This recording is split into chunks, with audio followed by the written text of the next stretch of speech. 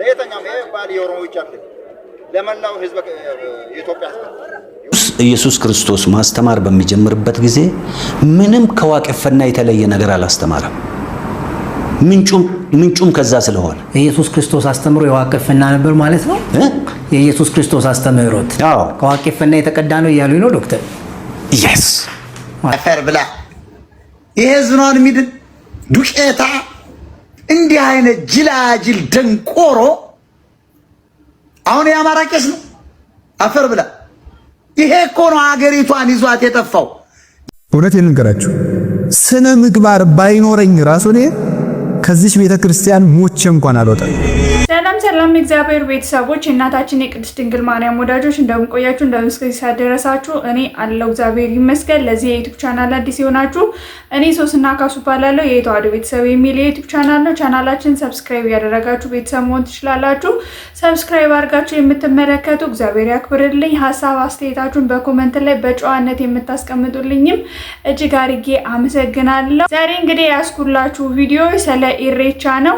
የኢሬቻ አምልኮ ወይም ደግሞ የኢሬቻ እምነት ተከታዮች አባቶችንም ሆኑ የእኛንም አባቶች ሆኑ የሙስሊም የትኛውንም እምነት እንዳትገኙብኝ ብለው ነበረ። ነገር ግን የኛ አባቶች ተገኝተዋል። ተገኝተውም ደግሞ ያስተላለፉት መልእክት አለ። እጅግ በጣም የሚያሳዝን መልእክት፣ የሚያሳፍር መልእክት ነውና እሱን እናያለን። ቪዲዮዎቼ ለብዙ ሰዎች እየተዳረሱ አይደለምና ለብዙ ሰዎች እንዲዳረስ ላይክ እና ሼር እንድታደርጉ በትህትና ጠይቃችኋለሁ። ወደ ቪዲዮዎቹ ኢትዮጵያ የኦሮሞዎች አለ። አሁን አይተን እንደሆነ እዚህ ያሉት ኦሮሞዎች አለ፣ አማራ አለ፣ ትግሬ አለ፣ ወላይታ አለ፣ ዳውሮ አለ፣ ብሔር ብሔረሰብ የሚባሉ ጠቅላላ እዚህ ያለ ህዝብ ያለ የጋራ ሀብቱ ስለሆነ የኦሮሞ ሀብትነቱ አልፎ ተሻግረው የሁሉም ሆኗል ማለት ነው። ስለዚህ የጋራ ንብረታችን የጋራ በፍቅር አንድነት በአንድነታችን ጠብቀን ለትውልድ ልናስተላልፍ ይገባል የምናስተላልፍ አፈር ብላ ይሄ ዝናን ሚድን ዱቄታ እንዲህ አይነት ጅላጅል ደንቆሮ አሁን የአማራ ቄስ ነው። አፈር ብላ ይሄ እኮ ነው ሀገሪቷን ይዟት የጠፋው። የአማራን ገበሬ በመሃይምነት በበሬ 3000 ዓመት እንዲያር ሲያደርገው ኦርቶዶክስ ያለው እከካም ነው። አፈር ብላና ዋቄፈና እምነት ተከታዮች እርሶ ጳጳስ እረፉ ብለውታል። የኢሬቻውን ጳጳስ ላሳያችሁ እኙትና እኛ አባት በቤተክርስቲያን አባት ናቸው እንዴ? እስኪ እናንተ መልሱልኝ። እኔ አላቅም ማለት እርሶ እያልኩ ላናገር አንተ እያልኩ ላናገር ቸገረን። በእውነት ወደ ላይ እንዳንወጣ ቸገረን፣ ወደ ታች እንዳንወጣ ቸገረን፣ ግራም ቀኙም ቸገረን። ክብረ ክህነት ማለት እኚህ ሰውዬ በቤታቸው መኖሪያ ቤት ውስጥ ለህፃናት ልጆች ጵጵስና ሲሰጡ ክህነት ሲሰጡ ክብረ ክህነት ሲሰጡ አይሳይቻቸዋለሁ አይደል? ቪዲዮም ጭምር አምጥቼላችሁ የራሳቸው ቲክቶክ ገጽ አላችሁ። የራሳቸው ቤት ውስጥ ነው ክርስትና የሚሰጡት እና ባለፈው ሳምንት አካባቢ ላይ የኢሬቻን ሃይማኖት ኢሬቻ የክብረ በዓልን በተመለከተ የዋቄፈና እምነት ተከታዮች የሚያከብሩት የሃይማኖታዊ በዓል ነው ሲሉ በሐሌታ ሚዲያ ላይ ወጥተው መናገራቸውንና በእኛ ክብረ በዓል ላይ ሌሎች ሃይማኖቶች ማንነት የሚገልጽ ነገሮቻችሁን ይዛችሁ አትምጡ፣ የራሳችሁን ክብረ በዓል በራሳችሁ አክብሩ ብለው እንከባበር የሚል መግለጫ ወጥተው አሳይተናችሁ ነበር። ስለዚህ እኚህን ሰውዬ የኢሬቻ የሚያከብሩ የዋቄፈና እምነት ተከታዮች እርሶ ጳጳስ እረፉ ብለውታል። ካልሰሙ ነው ምን ነግሮት። አሁን እርሶን እነሱ ሲያዩት የወዳ ጳጳስ የአባገዳ ጳጳስ እንዲሏችሁ ነው? የዋቄፈና ጳጳስ እንዲሏችሁ ነው ወይ ምን የኢሬቻ ጳጳስ እንዲሏችሁ ምን እንበለው? መዋቅር እኮ በማህበር ነው ደግሞ ያኛው የቱለማ ምናምን የሚባል ማህበር ነው እና ለዛ ማህበር ጳጳስ እንበላችሁ ነው? የቤተክርስቲያን ማህበር መስቀል ይዛችኋል እኮ ደግሞ። የአባገዳ ደግሞ ስርዓት ደግሞ ይሄ አይደለም። የአምልኮ ስርዓቱ ሌላ ነው፣ ነግረውናል። እነሱ የራሳቸውን እምነት ያምልኩ፣ መብታቸው ነው፣ ክብራቸውን የራሳቸው ነው። የጵጵስና ቆብ አድርጎ ወይ ደግሞ የሼክ ቆብ አድርጎ ወይ ደግሞ የሐጂ ሙፍቲ ምናምን ቆብ አድርጎ እዛ ቦታ ላይ ሄዶ መገኘት ግን ከሃይማኖቱ ሌላ ቦታ ገብቶ ማሳየቱ ተገቢ አይደለም ሲሉ ራሳቸው እንከባበር ብሏችሁ እናንተ የኦርቶዶክስ ካባ ለብሳችሁ ከማርካቶ የገዛችሁት በላዩ ላይ የአባገዳ ጋቢ ጥላችሁበት ምን ማለት ነው? ያው እንግዲህ ተከታትለን እንደተመለስነው ነው። ጭራሽ ደግሞ ለትውልድ ለትውልድ ይሄንን በዓል ማስተላለፍ ይገባናል ነውና ያሉት። እጅግ በጣም የሚያሳዝን ደረጃ ላይ ነው የደረስነው። እንደነዚህ አይነት አባቶች አሉን ራሱ ማለት በጣም የሚያሳፍር ነውና መሄድም መብታችሁ ነው። ነገር ግን ቆቡን አውልቃችሁ ቀሚሱን አስቀምጣችሁ መስቀሉን አስቀምጣችሁ ኖርማሊ እንደ ኢሬቻ እንደሚያከብሩ ሰው ሆናችሁ መሄድ መብታችሁ ነው እና እኛንም አታሰድቡ። እነሱም ደግሞ አጥብቀው ነው አትምጡብን ያሉትና እጅግ በጣም የሚያሳዝን ነው። ወደ ሌሎች ቪዲዮዎች ደግሞ እንላፍ።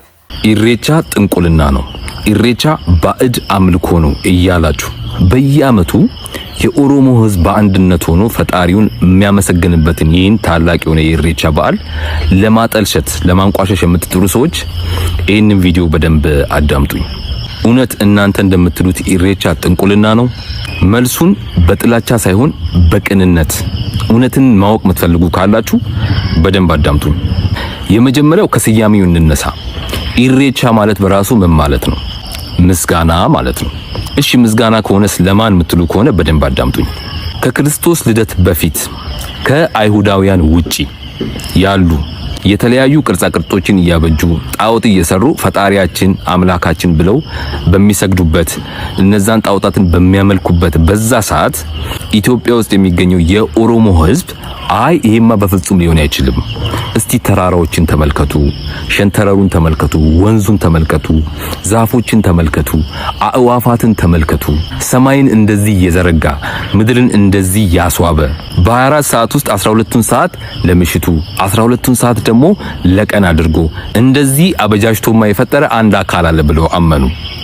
የዛን አካል ስምም ዋቃ ብለው ጠሩት።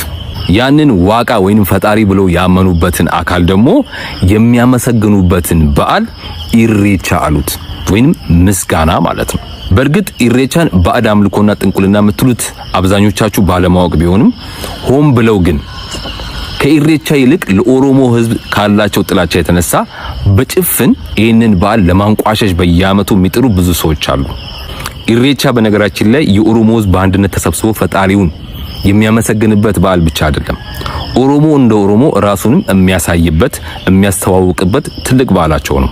የአለባበስ ስርዓታቸውን፣ የአመጋገብ ስርዓታቸውን፣ የአጨፋፈር ስርዓታቸውን ብቻ ብዙ ነገሩን ኦሮሞ እንደ ኦሮሞ ማንነቱን የሚገልጽበት የሚያሳይበት ታላቅ በዓላቸው ነው። ምን አለበት የኦሮሞ ሕዝብ ኢሬቻ ብሎ የሚያከብረው በዓልን ባታምንበት እንኳ ብታከብርለት።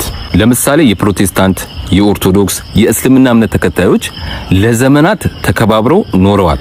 ይህ ማለት ግን አብረው ስለተከባበሩ ኦርቶዶክስ የእስልምናን ትምህርት ተቀብላለች ማለት አይደለም። ወይንም እስልምና የኦርቶዶክስ ተዋሕዶ እምነት አስተምሮትን ተቀብሏል ማለት አይደለም። ፕሮቴስታንቱም አብሮ ተከባብሮ ይኖራል ማለት እስልምናን ወይንም የኦርቶዶክስ ተዋሕዶ እምነትን አስተምሮ ይቀበላል ማለት አይደለም። ከነልዩነታችን አንዳችን የአንዳችንን እምነት ክብር ሳንነቃ በፍቅር በአንድነት መኖር እንችላለን ማለት ነው። መከባበር ማለት ያው እንግዲህ ወንድማችንን ተከታትለን እንደተመለስነው ነው። እኔ እንደተረዳሁት ከሆነ ኢሬቻ ባዕድ አምልኮ ሳይሆን አንድ እምነት ራሱን የቻለ እምነት ሆኖ ፈጣሪያቸውን የኦሮሞ ሕዝብ ፈጣሪያቸውን የሚያመሰግኑበት ከባዕድ አምልኮ ውጪ የሆነ አምልኮ ነውና የሚለው ባዕድ አምልኮ እንደሆነ ደግሞ በግልጽ እኔ አሳያችኋለሁ። አንዱ ለቪዲዮ አይተን እንመለስ።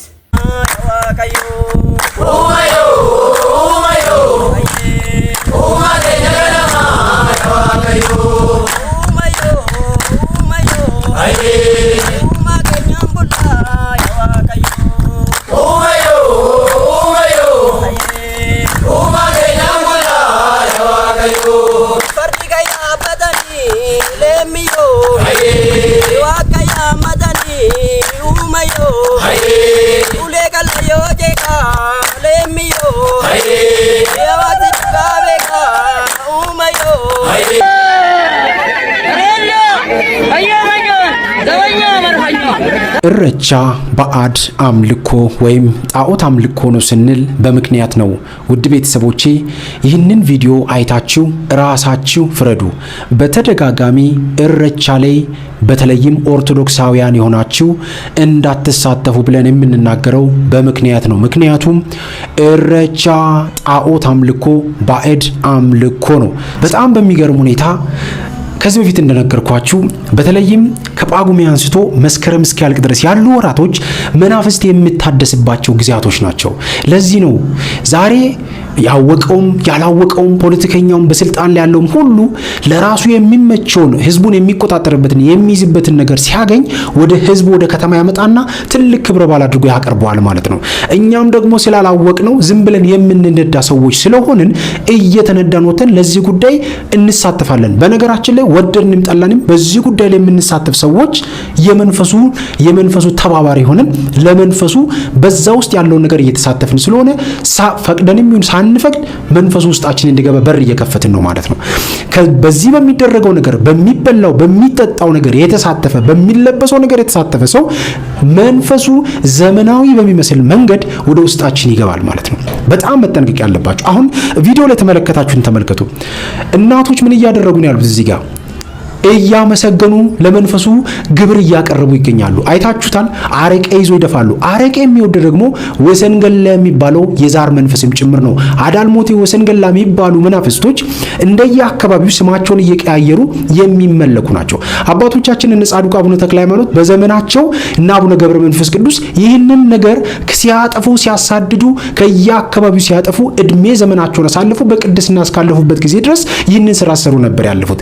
ዛሬ ግን ይህንን ነገር የሚሰራ ትውልድ ጠፋ። ያው እንግዲህ ተከታትለን እንደተመለስነው ነው የኦሮሞ ባህል ሳይሆን የኦሮሞ የአምልኮ ወይም ደግሞ የባዕድ አምልኮ ነውና የፈለጉትን ነገር ማድረግ ይችላሉ። ቅቤም መቀባት ይችላሉ። የፈለጉትን ውሃውን ለውሃ ሰገዱ፣ የፈለጉትን አደረጉ። ለምሳሌ አንድ የፕሮቴስታንት አማኝ የፈለገውን ነገር ማድረግ ይችላል። የራሱ እምነት ነው። በእምነት ውስጥ የሚካሄድ ነገር ማድረግ ይችላል።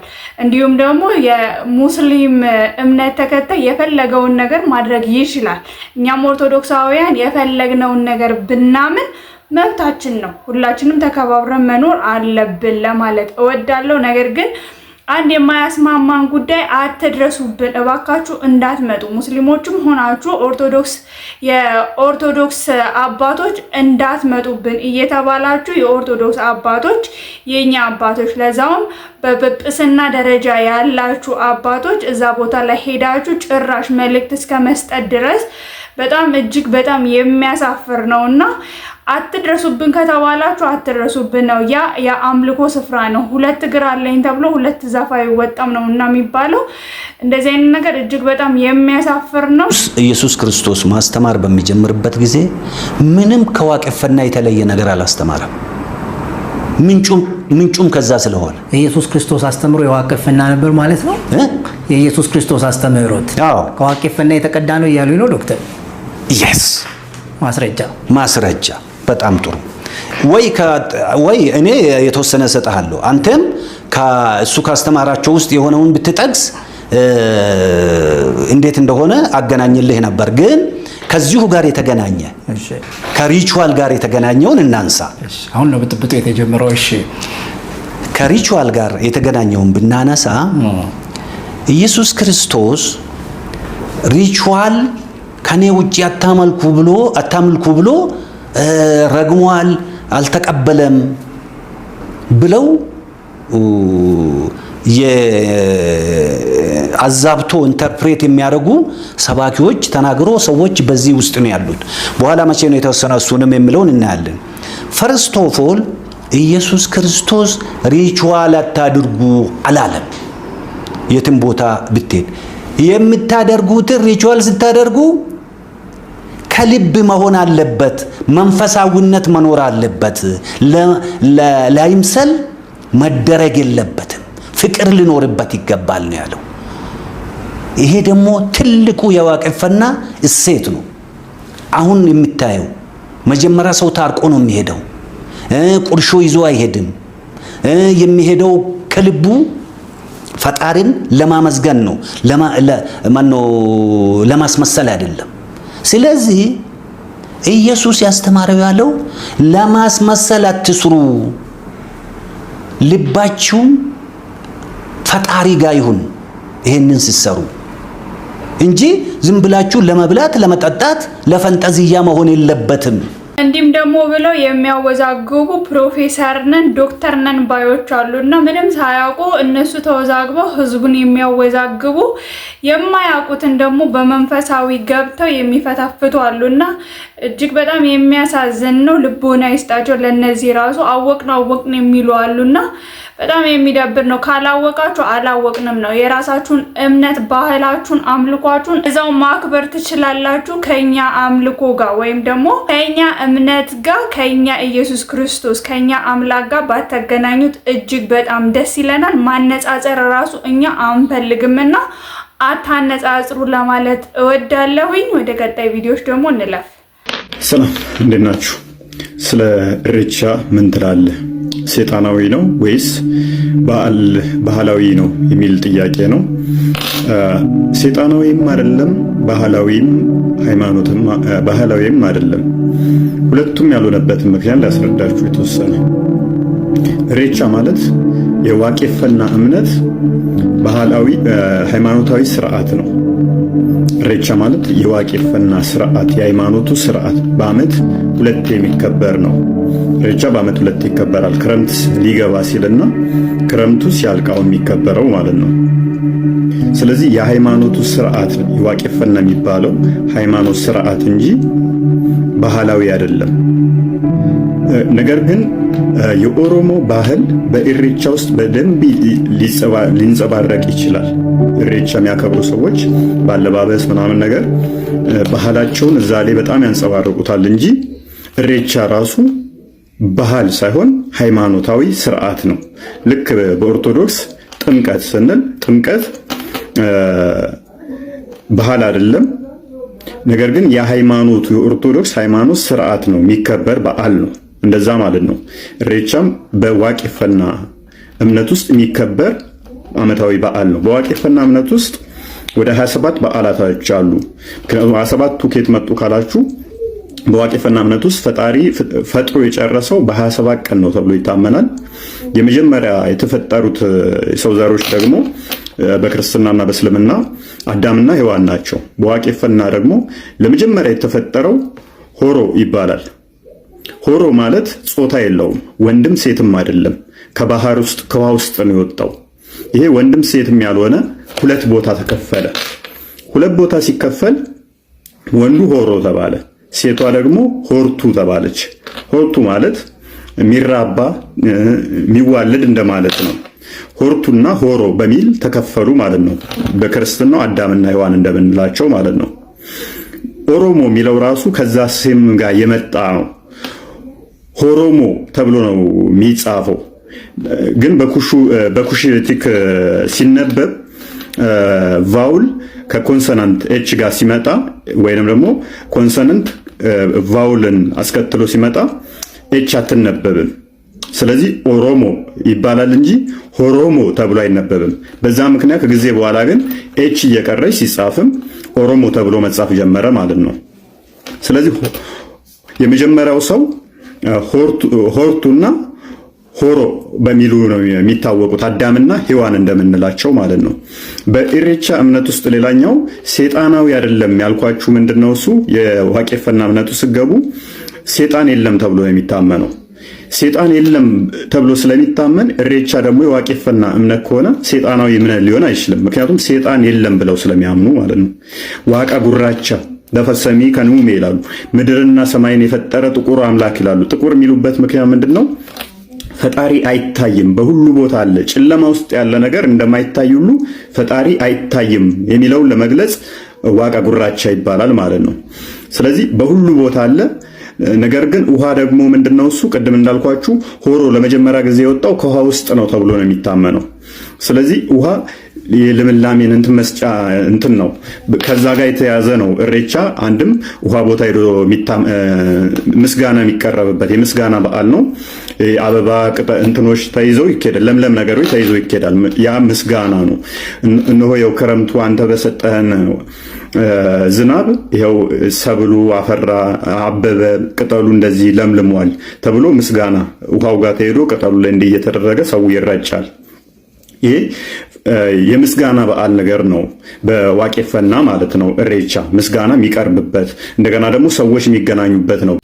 ያው እንግዲህ ተከታትለን እንደተመለስነው ነው ወንድማችን እፎይ መጀመሪያ ላይ ካሳየዋችሁ ወንድማችን ጋር ተመሳሳይ ይዘት ወይም ደግሞ ተመሳሳይ ሐሳብ ነውና ያለው። እኔ በበኩሌ እንደዚህ አይነት ሐሳብ አልቀበልም። ምክንያቱም ይሄ ትክክለኛ የሆነ አምልኮ ነው፣ ባዕድ አምልኮ ነውና ቂቤ መቀባት አለው። ዛፍ ላይ ሲሰግዱ አይተናል። ውሃ ላይ እንዴት እንደሚሆኑ ለውሃው እንዴት እንደሚሆኑ ውሃ ላይ ነው ወይ ያለው አምላክ? ሰማይና ምድርን የፈጠረ የሁሉም ጌታ የሆነ አምላክ የውሃ ጌታ ብቻ አድርገው ወይ ደግሞ ዛፍ ላይ ሆነው የሚያከብሩ ናቸውና ራሳቸውን ችለው እንደፈለጉ ቂቤያቸውንም መቀባት ይችላሉ፣ የፈለገውን ነገር ማድረግ ይችላሉ። ነገር ግን የኛ ወንድሞች እንደዚህ አይነት ነገር ባትናገሩ እጅግ በጣም ደስ ይለኛል። ምክንያቱም ይሄ አምልኮ ነው፣ ግልጽ የሆነ አምልኮ ነውና ኦርቶዶክስ ሆነው እናንተን ሰምተው ባህል ነው ብለው የሚሄዱ አሉና አባቶችም ደግሞ ይሄዳሉ። እነሱ የራሳቸው የሆነ አጀንዳ ሊኖራቸው ይችላል። ነገር ግን ከታች ሆናችሁ ወጣቶች ናችሁ፣ ወጣቶችን የምታስተምሩ ልጆች እናንተ እንደዚህ አይነት ነገር ስትናገሩ ኖርማል አድርገው የኦሮሞ ኦርቶዶክሶች በጣም ደግና የዋ ትክክለኛ ኦርቶዶክስ ለእምነታቸው አንገታቸውን የሚሰጡ ኦርቶዶክሶች አሉና በእንደዚህ አይነት ባዕድ አምልኮ እንዲቀላቀሉ ወይም ደግሞ በባዕድ አምልኮ እንዲሳተፉ እያደረጋችሁ ያላችሁ ግፊት ነውና እኔ በበኩሌ ይሄንን ሐሳብ እፎይ በጭራሽ አልቀበለውም። ለዛሬ አዘጋጅቼ ያቀረብኩላችሁ ቪዲዮዎች እነዚህን ይመስላሉ። እስከ ቪዲዮ መጨረሻ ስለተከታተላችሁ አመሰግናለሁ። ቪዲዮዎቼ ለብዙ ሰዎች እየታዩ አይደለምና ለብዙ ሰዎች እንዲዳረስ ላይክ እና ሼር እንድታደርጉልኝ በትህትና ጠይቃችኋለሁ። አብሶ ደግሞ ኖቲፊኬሽን አብረታችሁ በኖቲፊኬሽን የደረሳችሁ ሰዎች ሰብስክራይብ አድርጋችሁ የሚደርሳችሁ ሰዎች ቪዲዮውን ላይክ እና ሼር እንድታደርጉልኝ በትህትና ጠይቃችኋለሁኝ። በሌሎች አስተማሪ ቪዲዮዎች እስከምንገናኝ ሰላም እግዚአብሔር ከሁላችን ጋር ይሁን። ሰላም ቆዩልኝ። እውነቴን ልንገራችሁ፣ ስነ ምግባር ባይኖረኝ ራሱ እኔ ከዚህ ቤተክርስቲያን ሞቼ እንኳን አልወጣም።